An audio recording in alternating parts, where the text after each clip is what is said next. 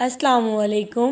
حضرت ابن عباس رضی اللہ تعالیٰ عنہ فرماتے ہیں کہ قارون حضرت موسیٰ علیہ السلام کی برادری سے تھا۔ ان کا چچا زاد بھائی تھا۔ دنیاوی علوم میں بہت ترقی کی تھی اور حضرت موسیٰ علیہ السلام پر حسد کرتا تھا۔ حضرت موسیٰ علیہ السلام نے اس سے فرمایا کہ اللہ جل شانہ نے مجھے تم سے زکوٰۃ وصول کرنے کا حکم دیا ہے۔ اس نے زکوٰۃ دینے سے انکار کر دیا اور لوگوں سے کہنے لگا کہ موسیٰ علیہ السلام اس نام سے تمہارے مالوں کو کھانا چاہتا ہے۔ اس نے نماز کا حکم کیا، تم نے برداشت کیا۔ اس نے اور احکام جاری کیے جن کو تم برداشت کرتے رہے۔ اب وہ تمہیں زکوٰۃ کا حکم دیتا ہے، اس کو بھی برداشت کرو۔ لوگوں نے کہا یہ ہم سے برداشت نہیں ہوتا، تم ہی کوئی ترکیب بتاؤ۔ اس نے کہا میں نے یہ سوچا ہے کہ کسی فاحشہ عورت کو اس پر راضی کیا جائے جو حضرت موسیٰ علیہ السلام پر اس کی تہمت لگائے کہ وہ مجھ سے زنا کرنا چاہتے ہیں۔ لوگوں نے ایک فاحشہ عورت کو بہت کچھ انعام کا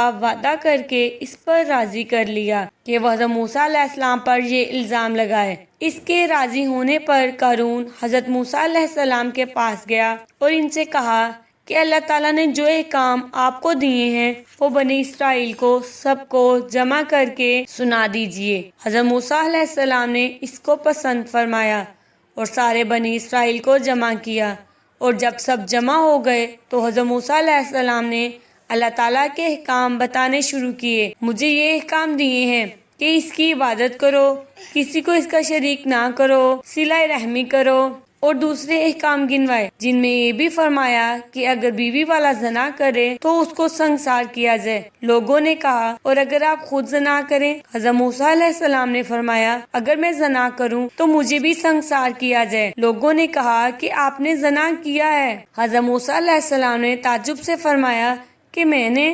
لوگوں نے کہا جی ہاں آپ نے۔ اور یہ کہہ کر اس عورت کو بلا کر اس سے پوچھا کہ تو حضرت موسیٰ علیہ السلام کے متعلق کیا کہتی ہے؟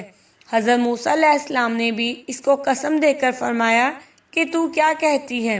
اس عورت نے کہا کہ جب آپ قسم دیتے ہیں تو بات یہ ہے کہ ان لوگوں نے مجھ سے اتنے انعام کا وعدہ کیا ہے کہ میں آپ پر الزام لگاؤں، آپ اس الزام سے بالکل بری ہیں۔ یہ سن کر حضرت موسیٰ علیہ السلام روتے ہوئے سجدہ میں گر گئے۔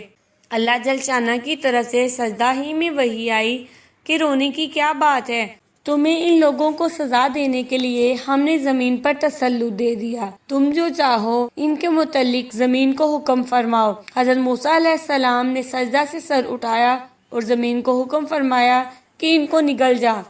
اس نے ایڑیوں تک نگلا تھا کہ وہ عاجزی سے حضرت موسیٰ علیہ السلام کو پکارنے لگے۔ حضرت موسیٰ علیہ السلام نے پھر حکم فرمایا کہ ان کو دنسا دے، حتیٰ کہ وہ لوگ گردن تک دنس گئے۔ پھر بہت زور سے وہ حضرت موسیٰ علیہ السلام کو پکارتے رہے۔